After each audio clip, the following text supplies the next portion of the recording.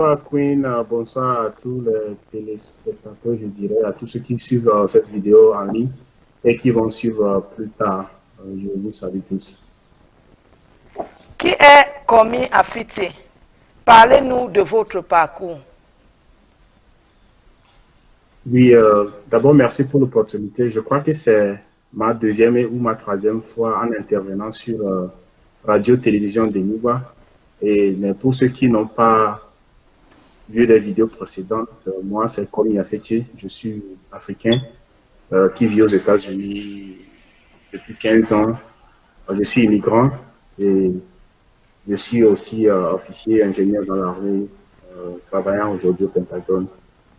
J'ai quitté Lomé, je crois, en 2004 et après 15 années de, de, de struggle, comme on dit ça en anglais, je suis parvenu à être sur cette plateforme aujourd'hui, à parler de mon expérience, essayer de partager avec les jeunes ou bien les moins jeunes, tous ceux qui sont à la quête de quelque chose, mon expérience personnelle pour en fait inspirer, motiver et encourager nous tous qui nous cherchons, que nous soyons dans la diaspora ici ou bien sur le continent africain. Donc, bref, comme il a fait dit, c'est votre grand frère, votre petit frère, votre cousin, votre ami, l'Africain aussi qui a son rêve comme tout un chacun et qui se bat tous les jours, essaie de faire quelque chose avec sa vie de positif et qui fait face à des difficultés, mais qui ne baisse pas les bras, qui sait qu'il peut commettre des erreurs, mais qui peut les redresser et tout en ayant l'espoir que l'avenir sera toujours meilleur que ce qui s'est passé hier.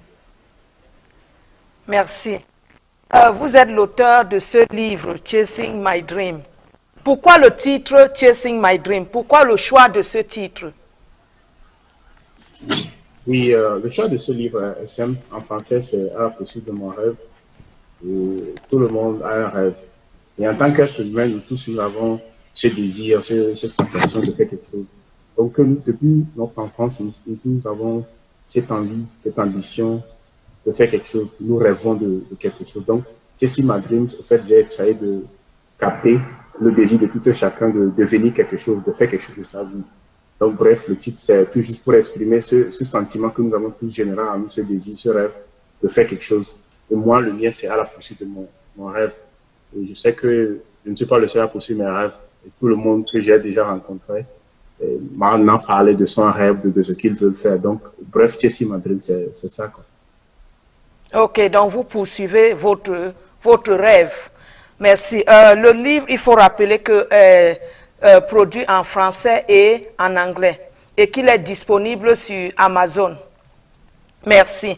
Dans votre livre, si nous nous conférons au 7e chapitre, vous insistez sur les objectifs dans la vie, ce que vous appelez goal, but. En fait, quel est le canevas à suivre si l'on veut atteindre son objectif dans la vie?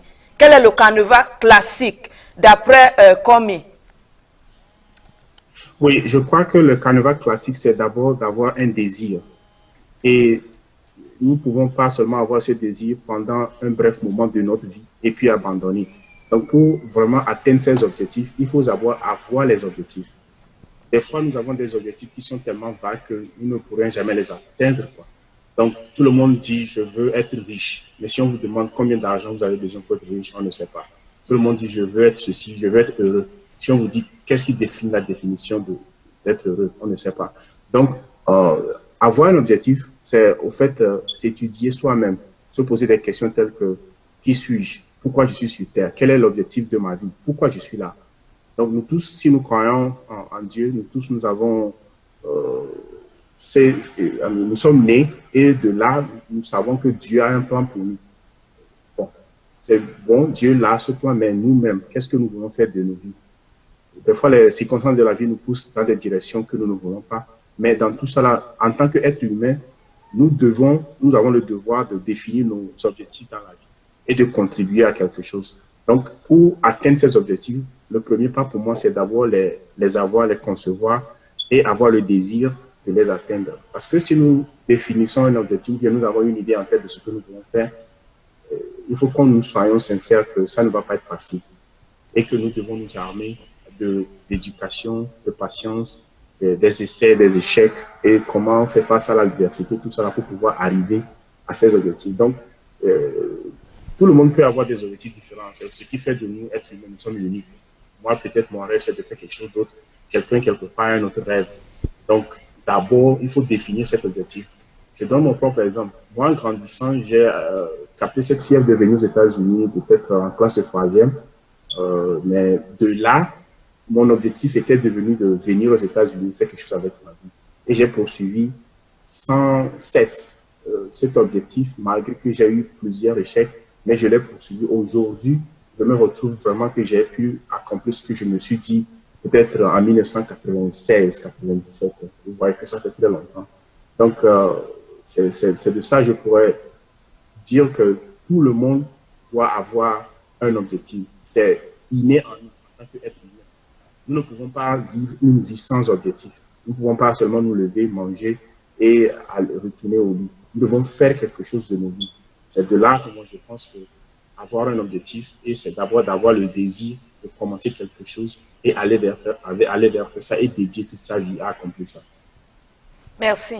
Donc, à vous entendre parler, quand on parle d'objectifs, pour atteindre ces objectifs, il faut d'abord les avoir, les définir, avoir une feuille de route, mais aussi avoir ce qu'on appelle en anglais grit, c'est-à-dire la persévérance ou alors le courage de poursuivre ces objectifs sur une longue durée. Merci. Nous allons à présent prendre une plage publicitaire et nous allons revenir tout juste après la plage publicitaire. Salut, c'est votre soeur Blessing Line et je veux passer par la télé d'Enigma pour vous souhaiter une très bonne et heureuse année 2020. 365 jours de santé, de bénédiction, de grâce, de bonheur. Je veux te dire que notre Dieu, il ne change pas. Il est le même hier, aujourd'hui, éternellement. Ce que tu n'as pas eu dans cette année 2019, garde espoir que 2020, c'est pour toi. Dieu va le faire pour toi. Amen. Mega nusike Domenelio Nega sesena Yesu la dujina Mauga dele miasi Mukae mi avoma Benamilo, miano vi blessing light, ben comme il est sea. Bemato tele teni bandine mato et piabe dogbe nuenami. Et la mesenami. Ma obe ya yirana mina et 2020. Même n'y a ben dit Dieu la cause moupa fonami. N'y a ben ma wa mutronao. Boy ba simbe et peamea. Et nous gang la soisio. Ma wirani. Love you. Nyeyawasi Yesu, nyeyawasi sese, bene no miati peame. Coucou! Et nye mianovi Josiane, on va spécialement, et m'a souhaité bonne heureuse année. To miabe télévision technique bandi. Amen. Et wokele ko wale be ya, et penue be jogbe nue non. Payer yebe jogbe nue non. 2020 l'année année de succès non. L'année de réussite. Ndek pek pour les diamants ou les poèmes les naba poèmes vraiment en 2020 les yesu ben comme oyolo et payer be jogbe nue na mi l'automne.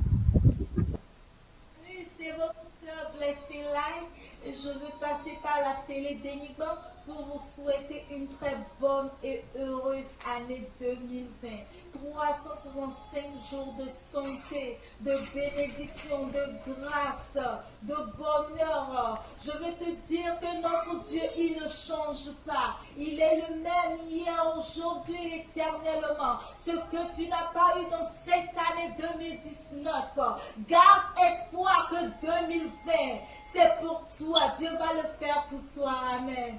Mega nusike Domenelio Nega sesena Yesu la dujina Mauga dele miasi Mukae mi avoma Benamilo, miano vi blessing light, ben comme il est sea. Bemato tele teni bandine mato et piabe dogbe nuenami. Ndiola Mesenami, Maobe Yayirana, Mina et 2020. Même Nabe Mutitiola Trosmuponami, Nabe Mawa Mutruanao, Moema Simbe et Peamea, et Mugangangangawe la Swasio, Mawirani. Love you.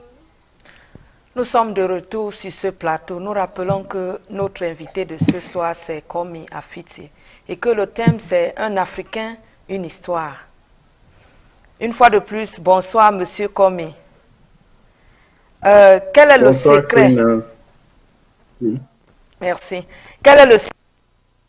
Vous travaillez au Pentagone, il faut le rappeler. Et ce n'est pas n'importe qui, ce n'est pas facile pour un immigrant de sortir de l'Afrique et d'arriver au Pentagone. Comment est-ce que vous avez fait pour atterrir au Pentagone? Oui, je dirais d'abord que l'objectif de ma vie n'a pas été d'être au Pentagone. Ça est arrivé par la force des choses. Et également, j'aimerais profiter de l'occasion pour dire que j'ai rencontré d'autres Africains aussi au Pentagone qui travaillent. Peut-être qu'eux ne passent pas dans les médias ou bien n'ont pas voulu divulguer certaines informations, mais j'aimerais tirer chapeau beaucoup aux immigrants africains. Parce que nous tous, nous connaissons quelqu'un qui se bat tous les jours. Nous avons des fois 2, 3 boulots, 4 boulots pour payer les dettes, ou bien avancer, payer pour ceci, payer pour cela, aider. Donc, au fait, le secret, je crois que nous tous, nous l'avons. Peut-être moi, ma particularité, c'est que je suis persévérant. Du sens que lorsque je me fixe un objectif, je me dis que c'est ça l'objectif de ma vie, et c'est ce que je vais faire. Donc, peu importe le temps que ça va me prendre. Donc, la persévérance, pour moi, c'est, je crois que c'est quelque chose qui est maintenant ancré en mon esprit. Je te donne l'exemple pratique. Quand j'ai commencé par rêver des États-Unis, je ne connaissais personne qui vivait ici, en fait. Et bon, quand je disais ça, les amis, tout le monde riait, ou bien les gens se moquaient, disaient, bon, comment tu vas faire pour y arriver? Mais j'avais toujours cette confiance que j'allais trouver les voies et moyens pour le faire. Donc, après mon bac, j'ai essayé d'appliquer pour le visa étudiant. Au moins 4 fois avant de l'avoir. Donc, je dirais que déjà, c'est ça qui est étaient les débuts de ma persévérance. J'ai été rejeté 3 fois en 3 années successives avant d'être accordé la 4e fois pour venir. Donc, en venant, j'ai été mis en prison, j'ai flotté la déportation, mais dans tout ceci, je n'ai pas abandonné. Je me suis toujours dit que je dois continuer tant qu'il y a espoir ou bien tant que je trouve une nouvelle voie, je dois persévérer. Donc la persévérance, c'est ça que je dirais le secret. Et lorsque nous avons nos objectifs à atteindre, des fois, 7 fois sur 10, nous n'allons pas réussir au premier coup. En tout cas, c'est dans mon expérience. Lorsque je me fixe des choses à faire, je ne réussis pas immédiatement les premières fois. Mais ce désir de continuer par chercher, c'est ce qui finit par vraiment me donner raison à la fin. Donc, si on dirait que mon secret, au fait, ce n'est pas un secret, c'est d'abord de savoir ce que je veux et ensuite de dédier toute mon énergie à l'accomplir. Parce que nous n'avons pas le temps dans cette vie de faire toutes choses, mais nous avons le temps nécessaire pour faire les choses qui nous sont importantes. Donc, j'essaie de me concentrer sur un objectif donné. Parce que je ne peux pas vouloir être quelqu'un qui sait bien nager dans la mer aussi que quelqu'un qui sait bien monter sur la montagne. Je dois choisir un. Je donne seulement un exemple. Donc, j'essaie de définir d'abord calmement ce que je veux. Et après ça, je fais toutes les recherches possibles sur le sujet, ou bien le travail, ou bien ce que l'objectif fixé. Et maintenant, petit à petit, je commence dans cette direction. Et je fais tout mon possible pour garder le cap. Que même si ça ne va pas, j'essaie de trouver d'autres voies et moyens pour arriver. Et s'il m'arrivait de changer de cap, je le fais après avoir fait mon bilan personnel pour dire que bon, voilà, ça fait 6 mois, 1 an, 2 ans, 3 ans que je cherche la même chose. Je n'ai pas pu trouver ça. Maintenant, quelle est la prochaine étape? Donc, je dirais que, bref, c'est ça mon secret. Je n'abandonne jamais si je ne trouve pas d'alternative crédible pour pouvoir avancer. Merci. Donc, vous dites que vous n'abandonnez jamais. Et aussi, à vous entendre, vous êtes persévérant dans ce que vous voulez. et vous allez jusqu'au bout. Vous avez tout à l'heure parlé de votre, du temps passé en prison. Est-ce que vous pouvez nous parler de cet épisode de votre vie en Amérique? Oui, je suis arrivé aux États-Unis un 24 mars 2004 et à ma descente de l'avion, bon, il y avait l'officier d'immigration qui me posait des questions. Je répondais comme je pouvais parce que je ne comprenais pas anglais. Donc, au fil d'une petite interview de peut-être 15 minutes, on m'a dit de passer à côté. Après, je suis amené dans une autre salle par deux autres officiers. J'ai été interrogé. En fait, le problème est qu'en venant, j'ai eu mon visa, mais j'avais eu un visa étudiant en venant. Donc, pour moi, bon, je suis en règle, j'ai eu le visa, je pouvais venir en retard, malgré que je n'ai pas pu prendre l'avion à temps. Mais ce que nous ignorons en Afrique est qu'en venant, en tout cas personnellement, ce que moi j'ignorais dans le temps est que je croyais qu'avec le visa, bon, tu es bon, tu peux venir à tout moment. Mais ici, ils ont des règles du jeu. Si tu viens trop tard ou bien trop tôt, tout ça là, tu dois t'assurer que tu es en mesure de le faire. Parce que l'officier qui est à l'aéroport, pour te laisser entrer dans le pays, peut déterminer que, bon, compte tenu de ceci ou cela, il peut te refuser l'entrée. Donc, c'est ce qu'il m'avait fait. Il m'avait refusé l'entrée brièvement parce que j'étais venu 2 semaines en retard et que je n'avais pas averti mon université que j'allais venir.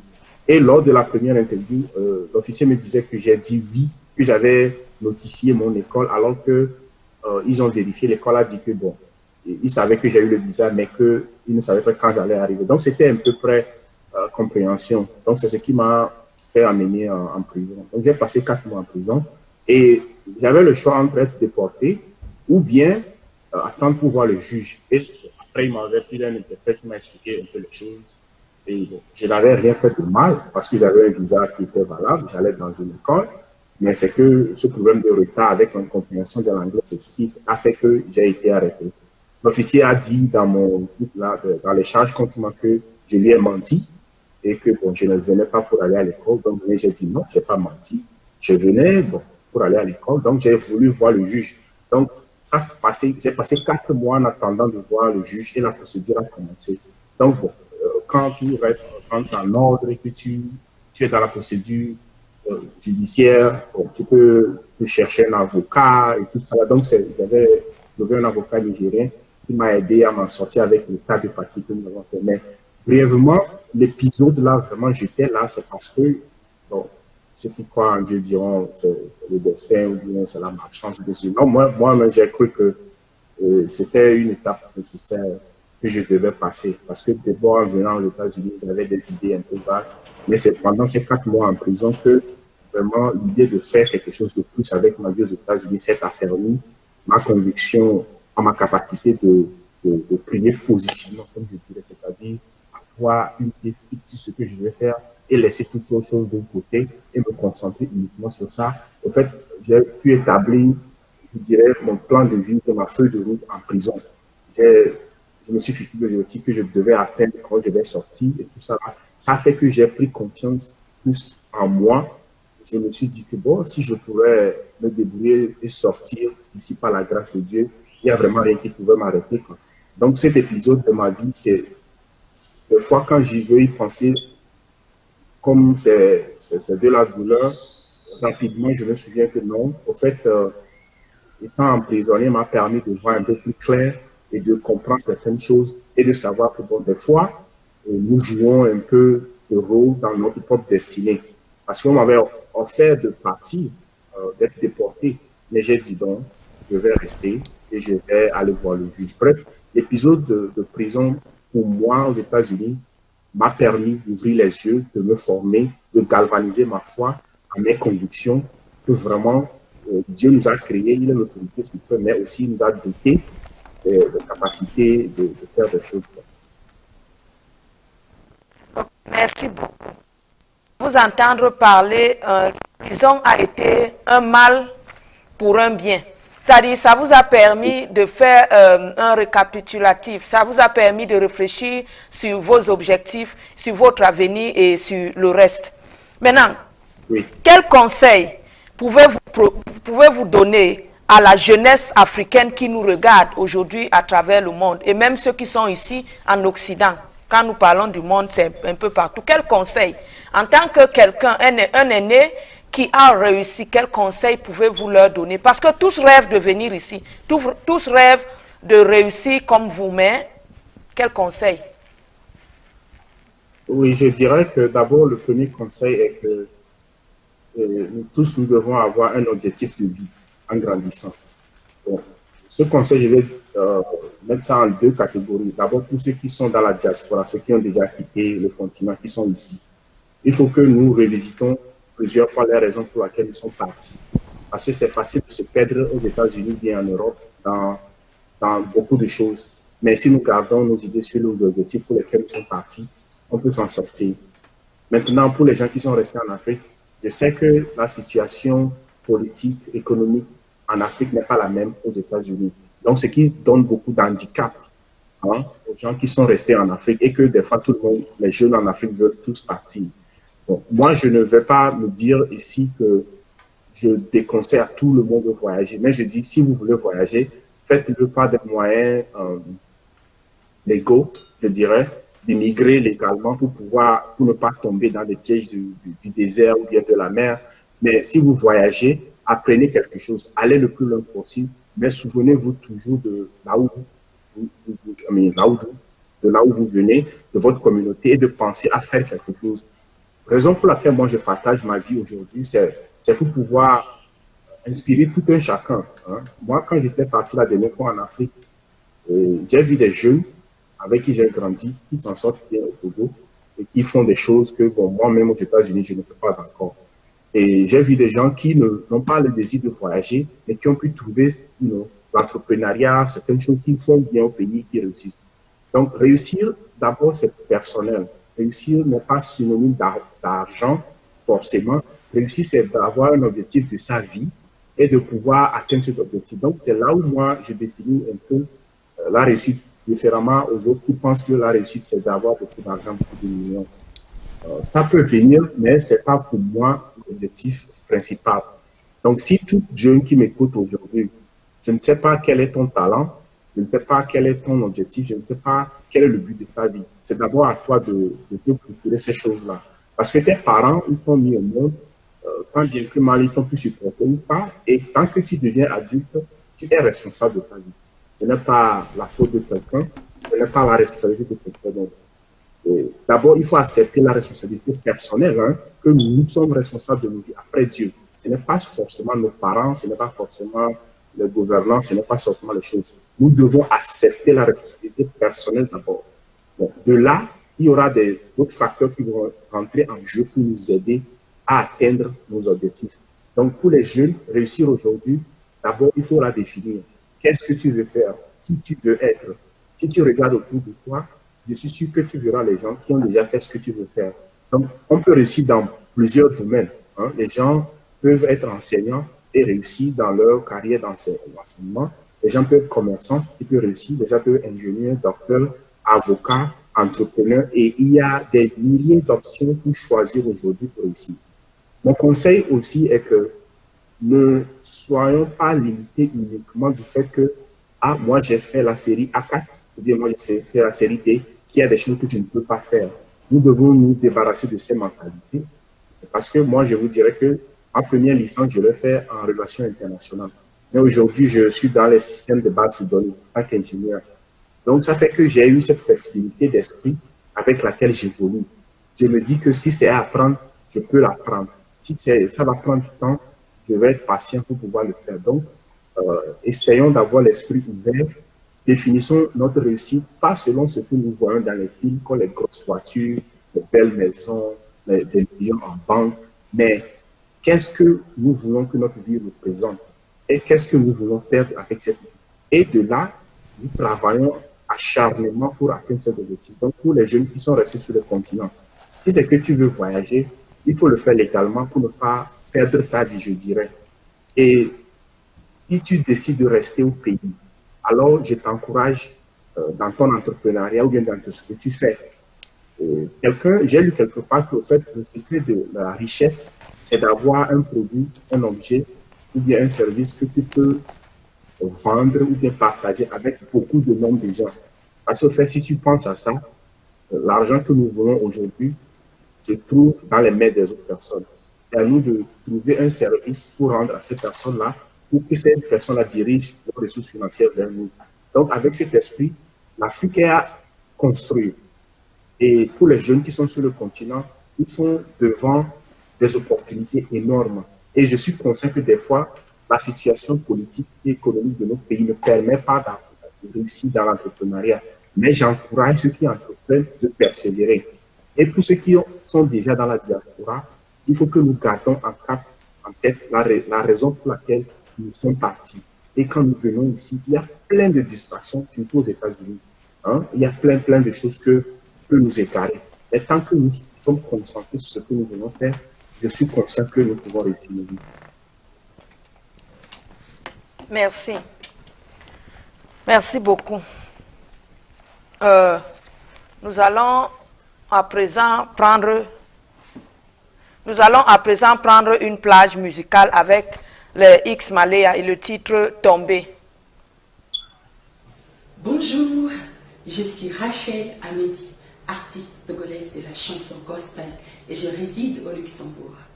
Comme vous le savez, c'est presque la fin d'année et je voudrais par cette occasion remercier la radio-télévision d'Enigma pour son travail et pour sa fidélité. Je voudrais profiter de cette même occasion pour souhaiter de très bonnes fêtes de fin d'année à toute l'équipe de la radio-télévision d'Enigma et aussi à vous, fidèles auditeurs et téléspectateurs de partout dans le monde. J'adresse mes mots d'encouragement et je tiens à féliciter personnellement la radio-télévision d'Enigma. Soyez branchés et suivez des nouvelles du Togo, d'Afrique, de la diaspora et du monde entier. Bonne fête.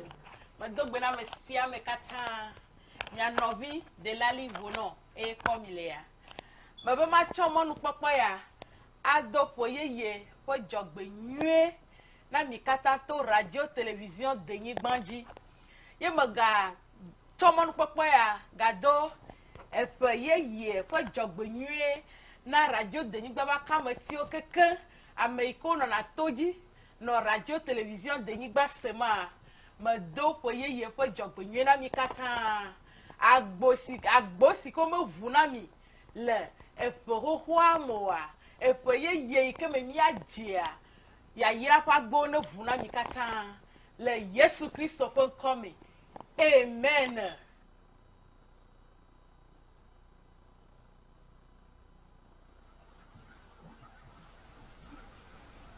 Nous sommes une fois de plus de retour sur ce plateau.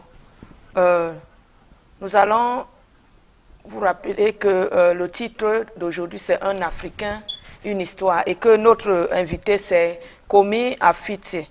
Parlez-nous un peu de la notion du temps. Dans votre livre, vous insistez, vous parlez du temps. Parce que ici, nous n'avons pas la même notion du temps en Afrique et en Occident. Donc, qu'est-ce que vous entendez par le temps? Time is money. Oui, tous ceux qui vivent à l'Occident savent très bien que time is money, bien le temps c'est de l'argent, c'est quelque chose qui est vérifié. Peut-être en Afrique, compte tenu de comment la société est, des fois, nous ne sommes pas très conscients. Souvent, quand on n'a pas d'emploi ou bien on n'est pas très occupé, on ne sait pas comment gérer son temps. Mais ici, aux États-Unis ou bien en Europe, nous savons très bien ce que c'est que la notion de temps. Moi, ma conception du temps, et ce qui, je crois que c'est universel, est que si vous perdez une journée, une année, c'est du temps que vous n'allez plus jamais récupérer. Ça, c'est clair. Nous sommes nés et nous allons mourir. Hein? C'est-à-dire nous avons un point de départ et puis un point où nous allons finir et tout sera fini.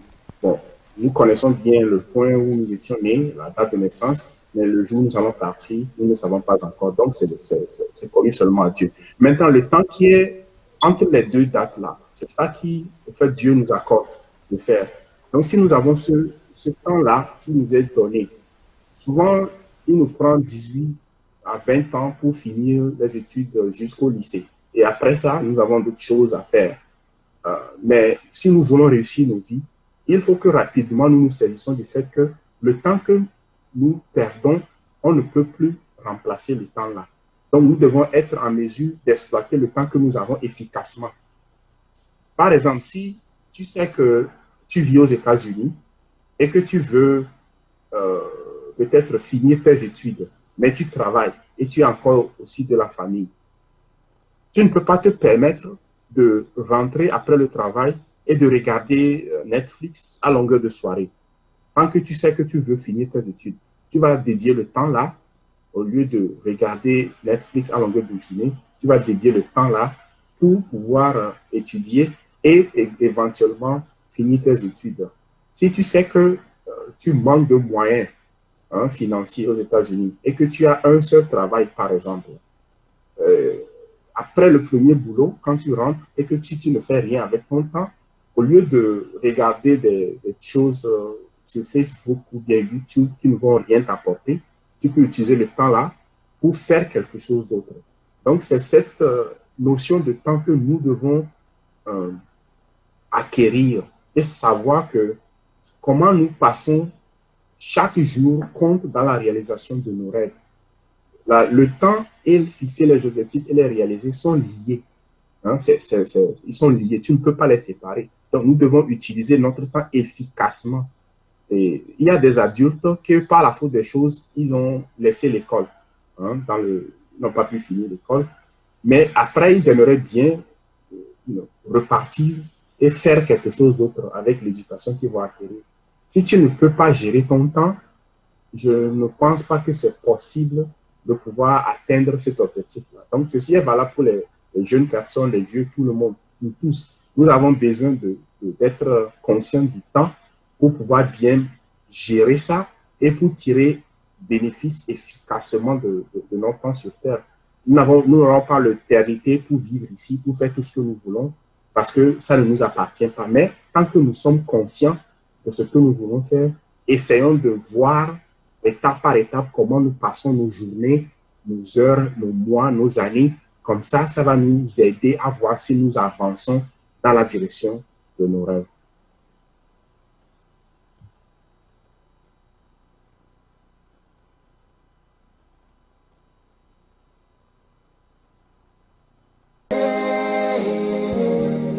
Tu ne me feras pas tomber. Ma parole, c'est toi qui donnes, et c'est toi qui guides nos pas.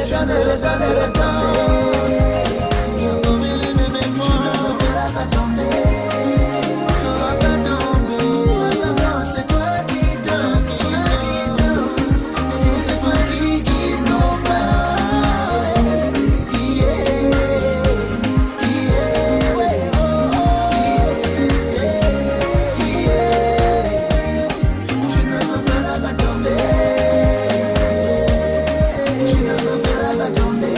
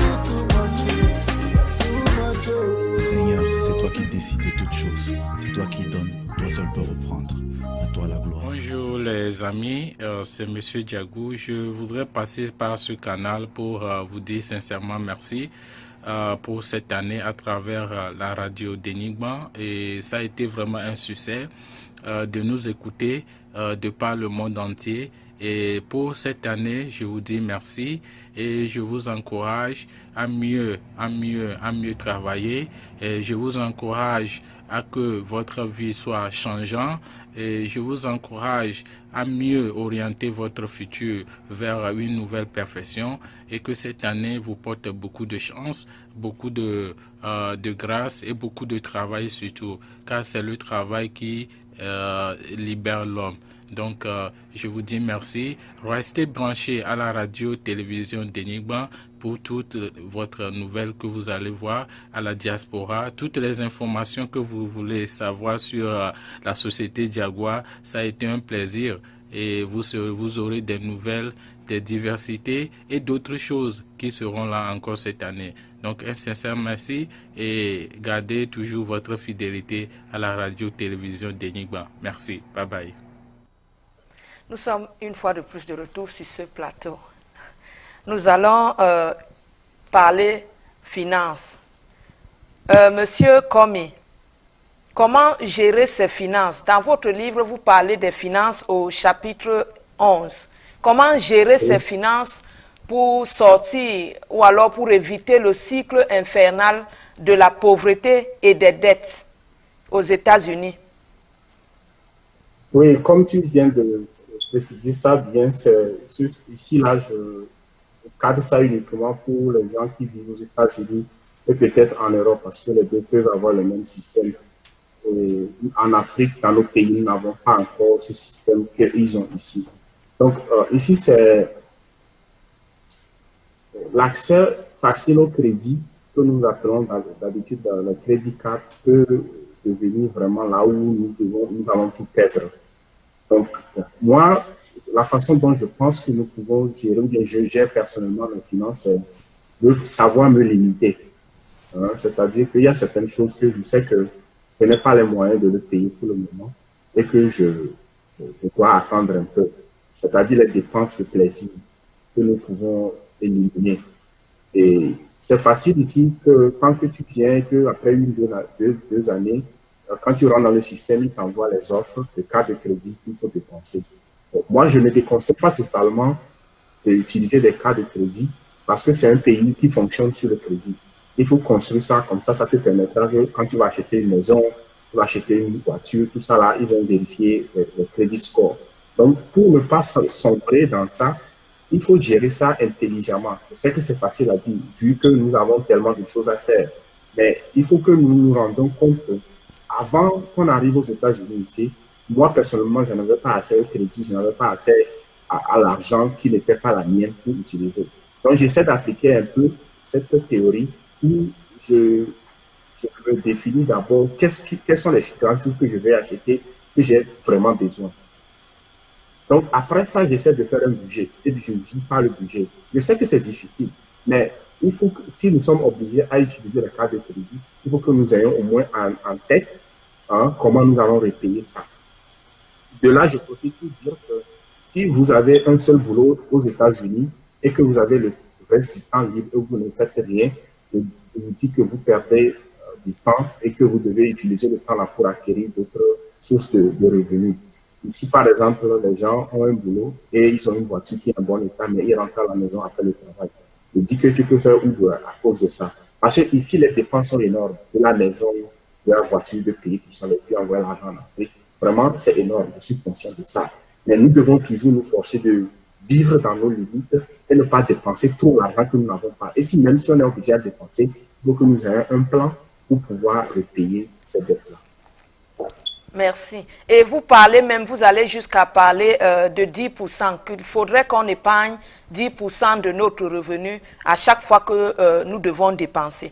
Ok, toujours dans cette lancée, que pensez-vous, actuellement nous allons rentrer en Afrique, que pensez-vous de la transition, parce que de la transition du CFA vers l'éco, parce que actuellement c'est ce qui fait fureur sur le continent africain, dans les pays qui étaient, ou alors qui sont encore dans la zone CFA. On est en train de réfléchir ou alors de transitionner vers l'éco, une autre monnaie qui est une autre séquelle coloniale, en quelque sorte. Que pensez-vous de cette transition et que pensez-vous de cette nouvelle monnaie qui va bientôt rentrer en vigueur, si elle est vraiment appliquée?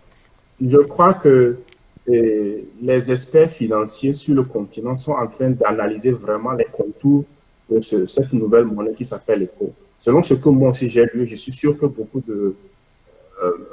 d'auditeurs de PRIX vont aussi voir ça sur les réseaux sociaux, mais il faut vérifier l'origine de l'information, est que ils disent que l'ECO, c'était une idée originale de la CEDEAO. La CEDEAO, les 16 pays combinés, ont une population de plus de 300 millions qui voulaient adopter cette monnaie avant que le président Alassane Ouattara de la Côte d'Ivoire et le Français ont annoncé ça. Maintenant, donc, c'est devenu comme si ça serait une monnaie pour l'UEMOA ou bien ça serait aussi pour la CEDEAO. Donc, il y a les deux géants de l'Afrique occidentale, surtout le Nigeria et le Ghana, dont leur économie représente beaucoup. Donc, les gens disent que si les deux économies-là étudient la possibilité que, oui, l'ECO a passé le test requis pour pouvoir être une monnaie qui va vraiment nous donner l'indépendance financière que nous avons besoin. Donc, ce sera un bon signe.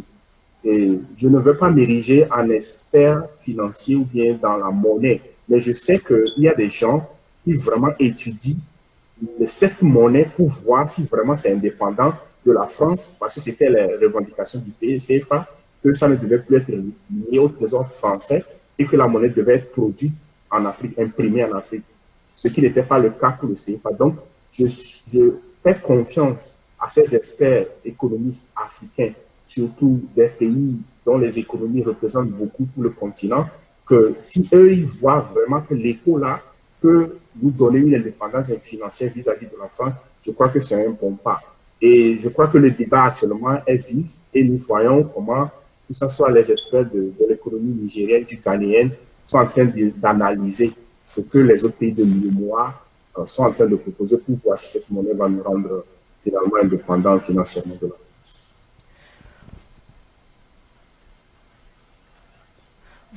Vous ne croyez pas que nous allons, nous risquons de tomber dans un autre cycle infernal d'exploitation ou alors d'exploitation ou alors de colonisation? Parce que certains craignent que ce soit une autre manigance pour nous plonger une fois de plus dans le néocolonialisme. Mais ce n'est pas votre avis. Est-ce que ce n'est pas ce que vous pensez de votre côté? Moi, personnellement, je pense que nous devons faire beaucoup attention, surtout les gens qui sont aux affaires dans nos pays doivent faire attention. Parce que nous savons que c'est les mêmes pays qui nous avaient colonisés et qui nous avaient exploités. D'abord, ils ont commencé par l'esclavage et après l'esclavage, ils nous ont colonisés sur nos propres terres. Et après, maintenant, ils nous proposent les indépendances qui étaient masquées et maintenant, ils nous proposent certaines choses. Donc, nous devons simplement, étant basés sur l'histoire, nous devons faire attention à ce qu'ils nous proposent. C'est pour ça, moi, je fais appel à nos experts économistes, des spécialistes des francs qui ont étudié, qui ont vu vraiment comment les choses se passent sur le plan international pour qu'ils nous aident à garantir que ce n'est pas encore une exploitation. Moi, je me méfie seulement du fait que c'est un président français qui va annoncer ça comme ça, alors que nous avons l'UEMOA ou bien la CEDEAO avec une population de plus de 300 millions d'habitants, dont la France a une population de peut-être 70 millions. Et vu la France qui va maintenant annoncer une monnaie pour une population de plus de 300 millions comme ça, donc moi, je ne suis pas expert sur le continent, sur ces choses-là. Hein? Chacun doit connaître sa place. Mais je dis que nous faisons appel vraiment à nos experts indépendants pour que ceci ne cache pas encore quelque chose qui serait une énième exploitation de l'Afrique. Parce que nous savons que ces puissances-là ne viennent pas en Afrique seulement pour nous sourire et nous aider en quelque sorte. Parce que nos pays sont endettés et ils profitent de ces choses-là pour nous imposer leur industrie qui exploite nos populations et qui, en retour, en complicité avec nos dirigeants, qui ne donnent rien au pays. Donc, il faut que nous fassions attention à ça pour ne pas tomber dans ces pièges-là qui étaient d'abord de l'esclavagisme, après du colonialisme et après du néocolonialisme. Oui, merci. Nous allons quand même le rappeler que tout ce qui vient de l'Occident le plus souvent n'est pas une caresse au sens du poil. C'est-à-dire, ce n'est pas juste pour nous tapoter, pour nous faire du bien. Ça cache toujours quelque chose. C'est pour cette raison que nous sommes un peu méfiants. Mais au niveau du continent, est-ce que on peut venir à une coalition? C'est-à-dire, est-ce que l'Afrique de l'Ouest et l'Afrique par exemple, centrale, qui sont des bastions de la colonisation française en Afrique. Est-ce que ces deux parties peuvent venir ensemble? Parce que quand on parle de ce qui se passe actuellement, vous croyez que c'est possible de ramener ces deux, de voir une certaine transition, une certaine unité au niveau du continent, financièrement?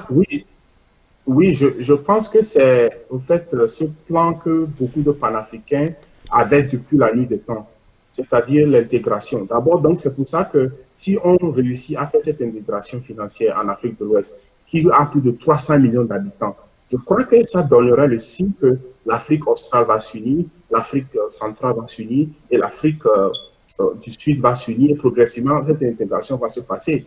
N'oublions pas que l'Afrique est un continent de plus de 50, bon, je crois 54 pays avec plus d'1 milliard d'habitants.